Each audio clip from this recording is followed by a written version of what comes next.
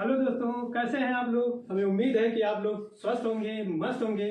चलिए आज हम अपने YouTube channel geography with Sandeep के साथ हमने जो कल प्रॉमिस किया था कि हम मनोविज्ञान की शाखाएं बताएंगे कि उनकी शाखाएं कौन कौन सी हैं और किस चीज़ का हम लोग अध्ययन करते हैं ज़्यादातर। चलिए हम उसी टॉपिक पर बात करते हैं।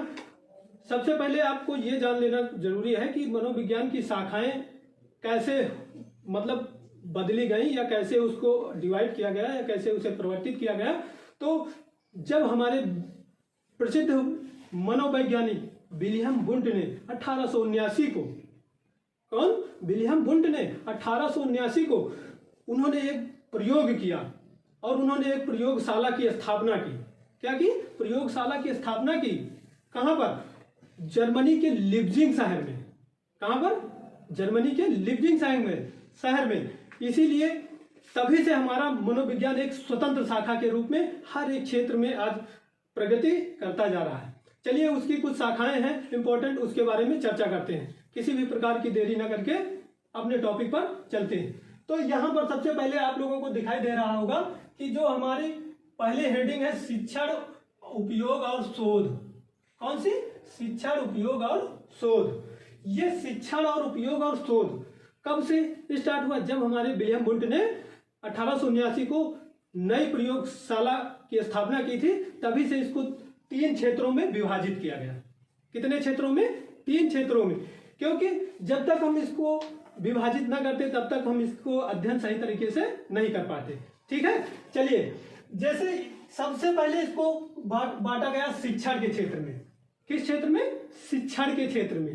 क्योंकि शिक्षण के क्षेत्र में जब इसको बांटा गया तभी इसका जो आज हम लोग पढ़ते हैं या आने वाले समय में और इसका स्कोप हो रहा है, इसी तरीके से इस क्षेत्र के अंतर्गत उसको हम लोग अध्ययन करते हैं। फिर उसके बाद उपयोग, जब हम लोग पढ़ते हैं उसके बाद इसका कैसे उपयोग करना है, कहाँ पर उपयोग करना है, अपने शिक्षा के क्षेत्र में, प्रयोग के क्षेत्र में या अन्य जगहों पर, सामाजिक क्षेत्र में, इन सारी चीजों के क्षेत्र इसमें आते हैं। और जो शोध है, ये तीसरा पॉइंट है हमारा, जो ये तीसरा पॉइंट है शोध।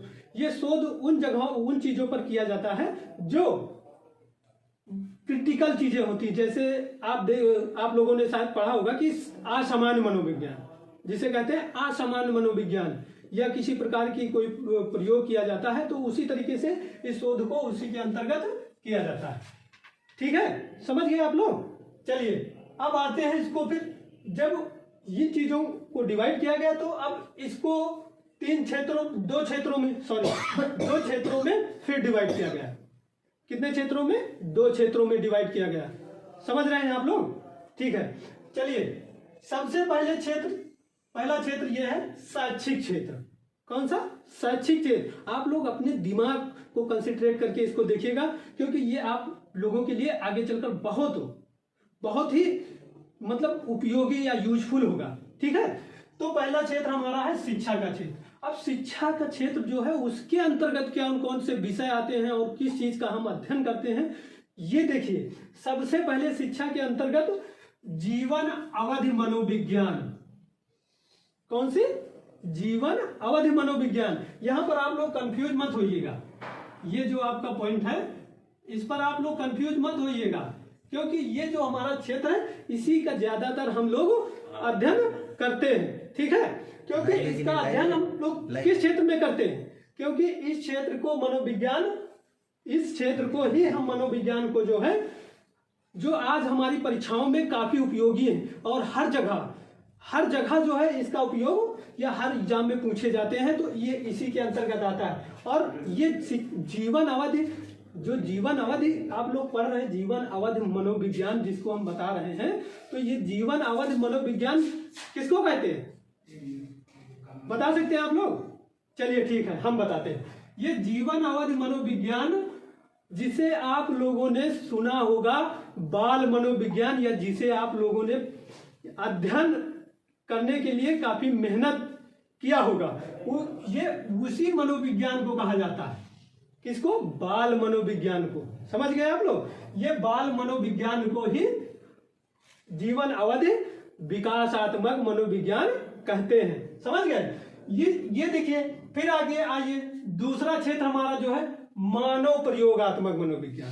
कौन सा? मानव प्रयोगात्मक मनोविज्ञान। मानव प्रयोगात्मक, ये भी हमारा बहुत ही इंटरेस्टिंग सब्जेक्ट है और ये भी बहुत बढ़िया क्षेत्र है। अगर आप लोग इसके बारे में भी पढ़े हैं, लेकिन आप लोगों को क्लियर जानकारी होनी चाहिए। जो ये मानव प्रयोगात्मक मनोविज्ञान है, ये जो शाखा है, इसके अंतर्गत मानव की जैसे एक्टिविटियों को अध्ययन किया जाता है, उसका प्रयोग किया जाता है। समझ रहे हो? ये इस क्षेत्र के अंतर्गत रखा जाता है। ठीक है, ये हमारा दूसरा क्षेत्र या दूसरी शाखा हो गई। समझ गए आप लोग? फिर आ गई है हमारी तीसरी शाखा। कौन सी? तीसरी शाखा कह लीजिए या तीसरा क्षेत्र कह लीजिए, पशु मनोविज्ञान। कौन सा मनोविज्ञान? पशु मनोविज्ञान, जिससे आप लोग बखूबी परिचित होंगे। जैसे आप लोग ज्यादातर परीक्षाओं में, हमारे टेट, सुपर टेट या अदर एग्जाम में भी आज मनोविज्ञान का काफी स्कोप हो गया है, तो उसमें भी हम लोग इसका अध्ययन करते हैं। किस तरीके से अध्ययन करते हैं? जैसे आप लोगों ने थारनडाइक, स्किनर, पावलोव, गुथरी, टालमैन इत्यादि वैज्ञानिकों को आप लोगों ने सुना होगा, जिन पर जो है पशुओं पर काफी प्रयोग किए गए। समझ गए आप लोग? फिर आ जाइए हमारा चौथा क्षेत्र है, दैहिक मनोविज्ञान। कौन सा चौथा क्षेत्र है? दैहिक मनोविज्ञान। ये भी हमारे दैहिक मनोविज्ञान, ये एक ऐसा विज्ञान है जो क्या करता है? इस क्षेत्र में हमारे शरीर के अंदर कौन सी विसंगतियां हैं, कौन से कारण हैं जो कोई एक व्यक्ति सही तरीके से अपने व्यवहार को नहीं कर पाता है, तो उस क्षेत्र को इस मनोविज्ञान के अंतर्गत अध्ययन किया जाता है। समझ गए? बिल्कुल। चलिए अगला पॉइंट देखिए, परिणात्मक मनोविज्ञान। कौन सा? परिणात्मक मनोविज्ञान। ये परिणाम, आप लोगों सुनकर ये नाम जो है कंफ्यूज हो रहे होंगे कि ये क्या है, लेकिन ये हमारा मनोविज्ञान बहुत ही मनोविज्ञान की शाखाओं में से एक इंपॉर्टेंट क्षेत्र है। कौन सा क्षेत्र? बहुत ही इंपॉर्टेंट क्षेत्र है। किस प्रकार इंपॉर्टेंट क्षेत्र है? क्योंकि इसमें जो वैज्ञानिक प्रयोग करते हैं, क्या करते हैं? प्रयोग करते हैं, और प्रयोग करने के बाद उसका एनालिसिस क्या करने के लिए? एनालिसिस करने के लिए इस शाखा का उपयोग किया जाता है। जैसे एनालिसिस में सांख्यिकीय मान को रखना और फिर गणितीय मान को रखना इत्यादि चीजों को रखकर उनका एनालिसिस किया जाता है, तब जाकर एक व्यक्ति के क्या किया जाता है? गुण और दोषों को सही तरीके से मापा जाता है। जैसे आप लोग मैथ लगाते हैं, उसी तरीके से उस मैथ की प्रक्रिया इस शाखा के अंतर्गत होती है, जिसे परिणात्मक मनोविज्ञान कहते हैं। ठीक है, समझ गए? चलिए आगे बढ़िए। ये देखिए हमारा नेक्स्ट पॉइंट, व्यक्तित्व मनोविज्ञान। कौन सा मनोविज्ञान? व्यक्तित्व मनोविज्ञान। समझ गए? ये व्यक्तित्व मनोविज्ञान भी एक बहुत ही इंटरेस्टिंग शाखा है। किस तरीके से शाखा है? इंपॉर्टेंट और इंटरेस्टिंग, क्योंकि हम लोग क्या करते हैं कि जब कहीं पर जाते हैं तो लोग किसी के पहनावे को देखकर, किसी की बातों से बातचीत कर और किसी तरीके से उसको, मतलब उसके हाव भाव को देखकर उसके व्यक्तित्व को कहते हैं ये व्यक्ति दूसरी टाइप का है, या ये व्यक्ति दूसरी टाइप का है। समझ रहे हो? या खुश मिजाज कह लीजिए, या कह लीजिए ये व्यक्ति बहुत अच्छा है। इस तरीके से इस शाखा के अंतर्गत व्यक्तियों के व्यक्तित्व का मापन किया जाता है। अब आ जाइए हमारा शिक्षा मनोविज्ञान।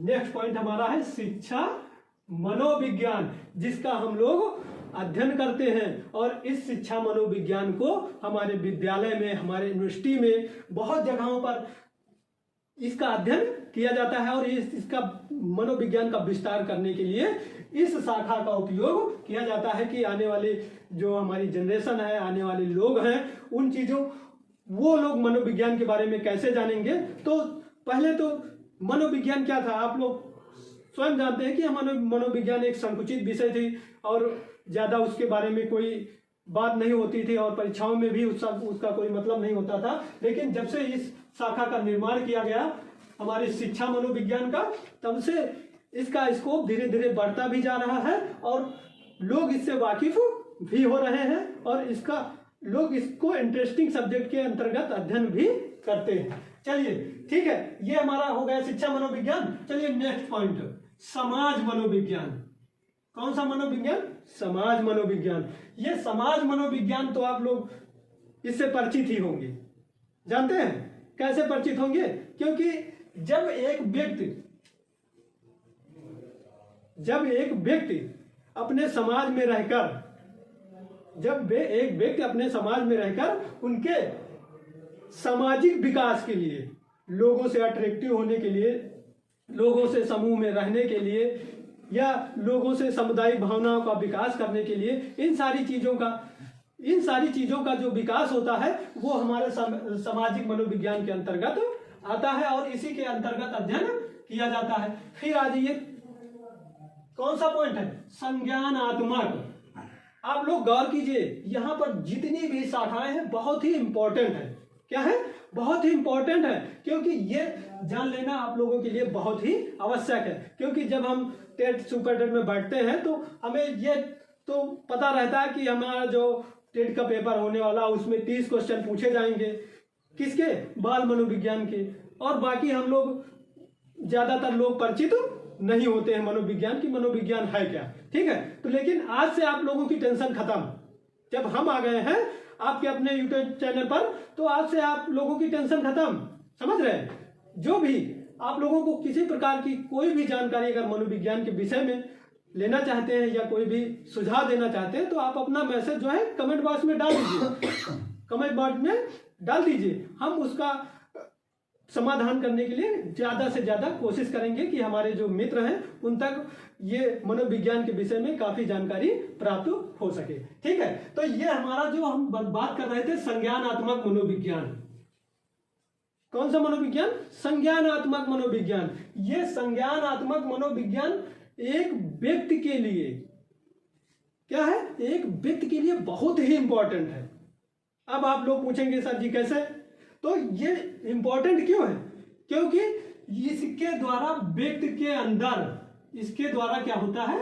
एक व्यक्ति के अंदर तर्क की, स्मृति की, गणना की, ध्यान की, इन सारी चीजों की जो है अध्ययन इस मनोविज्ञान के अंतर्गत किया जाता है, जिसे संज्ञानात्मक मनोविज्ञान कहते हैं, ठीक है। समझ गए? जैसे आप लोगों ने बहुत सारे न्यूज़पेपरों में देखा होगा कि हमारे जो कि जिले में उस पुलिस ने इस कार्य को संज्ञान में लेकर कार्य किया।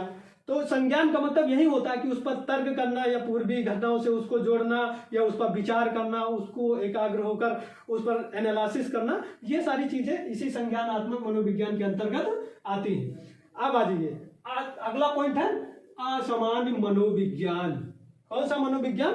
असमान मनोविज्ञान। क्योंकि ये हमारा जो पॉइंट है ये भी बहुत ही इंपॉर्टेंट है। हमारा जो ये पॉइंट है असमान मनोविज्ञान, ये भी बहुत इंपॉर्टेंट है। क्योंकि जैसे आप लोगों ने पुराने समय में ये देखा होगा कि लोग जब उनकी मस्तिष्क में कोई विकार उत्पन्न हो जाता था या उसके शरीर में कोई विकार उत्पन्न हो जाता था तो लोग जादू टोना और बहुत सारी जो है पुरानी कहावतों के ऊपर उस पर इलाज करते थे। लेकिन वो सारी चीजें अच्छी नहीं थी। लोग अंधविश्वासी थे, कह लीजिए तो सही भाषा में अंधविश्वासी थे। लेकिन ये जो हमारी शाखा है उस अंधविश्वास का खंडन करता है। क्या करता है? खंडन करता है और लोगों को सही तरीके से उनके विकारों को पहचान कर क्या करता है? उनको उपचार प्रदान करता है। ये इसलिए ये भी हमारी शाखा बहुत ही इंपॉर्टेंट होती है। समझ गए? चलिए ठीक है। तो ये हमारे कुछ ऊपर के शैक्षिक क्षेत्र शाखाएं थी जिसका अध्ययन किया जाता है, ठीक है। अब आज ये प्रयुक्त, ठीक, ये प्रयुक्त, इसको इंग्लिश में कहते हैं अप्लाइड साइकोलॉजी। क्या कहते हैं? अप्लाइड साइकोलॉजी, ठीक है। तो ये प्रयुक्त मनोविज्ञान है। तो प्रयुक्त मनोविज्ञान है तो इसके अंतर्गत कौन कौन सी शाखाएं आती हैं? ठीक, तो इसके अंतर्गत कौन कौन सी शाखाएं आती है? सबसे पहले आती है सामुदायिक। कौन सी शाखा आती है? सामुदायिक। समझ गए? जैसे हम लोग ज्यादातर जब विद्यालयों में पढ़ते थे तो हमारे टीचर्स क्या करते थे कि बच्चों को समूह में लेकर क्या करते थे? समूह में लेकर उनको बहुत सारी एक्टिविटियां कराई जाती थी। इसलिए इन सारी चीजों को जो है इस शाखा के अंतर्गत भी अध्ययन किया जाता है। और ये जो समाज में रहने वाले लोग हैं उनके समुदाय को क्या करते हैं, उनके समुदाय के ऊपर काफी विचार करते हैं कि लोग यहाँ पर कैसा बिहेव करते हैं या लोग किस तरीके से समुदाय को बनाकर रखते हैं। इसलिए ये शाखा भी हमारे लिए बहुत ही इंपॉर्टेंट शाखा होती है। चलिए अब आगे देखिए, नेक्स्ट पॉइंट हमारी है परामर्श मनोविज्ञान। कौन सा? परामर्श मनोविज्ञान। ये भी हमारे लिए आज के तो समय में कह लीजिए कि बहुत ही इंपॉर्टेंट है। क्या है? बहुत ही इंपॉर्टेंट है, क्योंकि आज जो हमारी स्थिति है विश्व की, उस दृष्टि से हर एक व्यक्ति को आगे बढ़ने के लिए एक परामर्श की आवश्यकता होती है। चाहे वो विद्यालय हो, चाहे वो चिकित्सा संस्थान हो या कोई भी संस्था हो जो लोगों को परामर्श देकर उन्हें आगे बढ़ने में सहायता करती है। तो ये भी हमारी जो एक शाखा है परामर्श मनोविज्ञान, ये भी हमारे लिए बहुत ही महत्वपूर्ण होती है, या इंग्लिश में कह लीजिए इंपॉर्टेंट होती है। ठीक है, चलिए नेक्स्ट पॉइंट देखिए, स्कूल मनोविज्ञान। क्या है? स्कूल मनोविज्ञान। ये स्कूल मनोविज्ञान, अब आप लोग सोच रहे होंगे कि सर जी इसमें आप बता दिए कि इतनी सारी शाखाएं पढ़ाई जाती हैं, लेकिन ये प्रयुक्त में उपयुक्त मनोविज्ञान, स्कूल मनोविज्ञान कहाँ से आ गई? तो देखिए दोस्तों, ये जो स्कूल मनोविज्ञान है ये उन क्षेत्रों से संबंधित है जो हमारे आज नए समय में नए विद्यालय खोले जाते हैं। तो उसमें बच्चों के लिए कैसी व्यवस्था होनी चाहिए, कैसे उनके रहन सहन या उनके लिए कैसे टीचर्स होने चाहिए, इन सारी चीजों का अध्ययन ये हमारा स्कूल मनोविज्ञान शाखा करता है। ठीक है, अब हमारा नेक्स्ट पॉइंट है औद्योगिक मनोविज्ञान। यहां पर हमने शॉर्टकट में लिख दिया है, ठीक है, आप लोग समझ रहे होंगे, हमें उम्मीद है। तो यहां पर लिखा हुआ है औद्योगिक मनोविज्ञान। ठीक, तो ये औद्योगिक, जैसे कि आप लोगों ने सुना होगा कि उद्योग, पहले क्या था कि मनोविज्ञान हमने पहले ही बताया कि ये बहुत संकुचित क्षेत्र था, लेकिन अब अगर आज के समय में देखिए तो हर जगह इसका स्कोप है। तो हमारे औद्योगिक में भी मजदूरों को कार्य कैसे कराया जाए, उनके रहन सहन कैसे किया जाए, या मशीनों को कैसे मोडिफाई किया जाए कि कम व्यक्तियों से ज्यादा कार्य हो सके, कम समय लगे, और जो हमारे वहां पर कार्य करने वाले व्यक्ति हों उनको कैसी सुविधाएं दी जा सके। इसलिए यहाँ पर ये भी हमारे लिए बहुत इंपॉर्टेंट शाखा होती है, जिसे हम औद्योगिक मनोविज्ञान कहते हैं। ठीक है, अब आ जाइए नेक्स्ट पॉइंट पे। कौन सा? सैन्य मनोविज्ञान। नेक्स्ट पॉइंट क्या है? सैन्य मनोविज्ञान। जैसे कि सैन्य मनोविज्ञान का सुनते ही लोग ज्यादातर उत्साहित भी हो जाते हैं। क्यों उत्साहित हो जाते हैं? क्योंकि जो हमारी सैन्य सेना होती है, क्या होती है? हमारी सेना होती है, हमारे देश की रक्षा करती है, वो बॉर्डर पर रहते हैं। ठीक है, तो ये जो हमारी शाखा है सैन्य मनोविज्ञान, इसके अंतर्गत भी सैनिकों की सुविधाओं और उनके लिए बहुत सारी व्यवस्थाएं कि उनको क्या चीज की आवश्यकता है, कहां पर क्या आवश्यकता है, तो ये शाखा के अंतर्गत इन सारी चीजों का अध्ययन किया जाता है। समझ गए आप लोग? समझ गए? चलिए ठीक है, चलिए अब हम आप लोगों को कुछ नई उभरती हुई शाखाओं के बारे में बात करते हैं। ठीक है, ये इन चीजों का तो जो ये हमारा क्षेत्र है, इन चीजों का तो अध्ययन हम लोग बहुत ही अच्छी तरीके से आज के समय में कर रहे हैं। ये जो शाखाएं हैं, इन शाखाओं का अध्ययन हम लोग बहुत अच्छी तरीके से आज कर रहे हैं। लेकिन जो हमारी नई उभरती हुई शाखाएं हैं उनका भी अध्ययन किया जाता है, लेकिन अभी वो धीरे धीरे उनका विकास हो रहा है। समझ रहे हैं? तो यहां पर हमने नेक्स्ट पॉइंट लिया हुआ है तीसरा, नए उभरते हुए क्षेत्र। समझ गए? तो ये जो नए उभरते हुए क्षेत्र हैं, इन क्षेत्रों के अंतर्गत कौन कौन से क्षेत्र आते हैं? अब आप पूछेंगे सर जी आप इतना सारा बता दिए हैं, फिर भी इसमें से कौन से नए क्षेत्र बाकी बचे हैं जो आप बता रहे हैं? तो यहां पर देखिए दोस्तों, यहां पर जो हमारे नए उभरते क्षेत्र हैं, जैसे आप लोग खेलते भी हैं, जैसे यहां पर ले लीजिए क्रीडा या खेल मनोविज्ञान कह लीजिए। ठीक है, यहां पर इसकी हम कर लेते हैं थोड़ा। ठीक है, खेल मनोविज्ञान, समझ गए? ये हो गया। ठीक, अब आगे देखिए, नेक्स्ट पॉइंट हमारा है महिला मनोविज्ञान। कौन सा? महिला मनोविज्ञान। राइटिंग को ना देखिए, ठीक है, आप लोग अपने कंसेप्ट को क्लियर करते रहिए, इसीलिए मैं आप लोगों को सही तरीके से बता रहा हूं। महिला मनोविज्ञान, फिर आ जाइए आर्थिक मनोविज्ञान, समझ रहे हैं? कौन सा? आर्थिक मनोविज्ञान, समझ गए? उसके बाद आ जाता है राजनीतिक, समझ रहे हो? इसको हम शॉर्टकट में लिखे दे रहे हैं, ठीक है। फिर आगे देख लीजिए, अब राजनीतिक मनोविज्ञान हो गया। फिर आगे देख लीजिए आर्थिक मनोविज्ञान, तो हमने बता दिया है। राजनीतिक हो गया। उसके बाद के लीजिए चिकित्सा मनोविज्ञान, ठीक है। क्या है? चिकित्सा मनोविज्ञान। और भी मतलब ये हमारे जो क्षेत्र है, ये जो नए उभरते क्षेत्र है, ये मतलब अब धीरे धीरे हमारे प्रचलन में आना शुरू हुए, ठीक है। और आप ले लीजिए जैसे स्पेस मनोविज्ञान, स्पेस का मतलब समझ रहे हैं, जैसे अंतरिक्ष वगैरह में भी मनोविज्ञान की आवश्यकता होती है। तो इस तरीके से हमारे बहुत सारे जो नए क्षेत्र हैं वो इस हेडिंग के अंतर्गत आते हैं, ठीक है। समझ गए आप लोग? तो ये हमारे कुछ पॉइंट्स है जो आप लोगों को जानकारी होना चाहिए, इसीलिए हम इस वीडियो को लेकर आप लोगों के सामने उपस्थित हुए हैं दोस्तों। तो हमें आपसे रिक्वेस्ट है कि इस चैनल को ज्यादा से ज्यादा सब्सक्राइब करें, शेयर करें, लाइक करें। जय हिंद।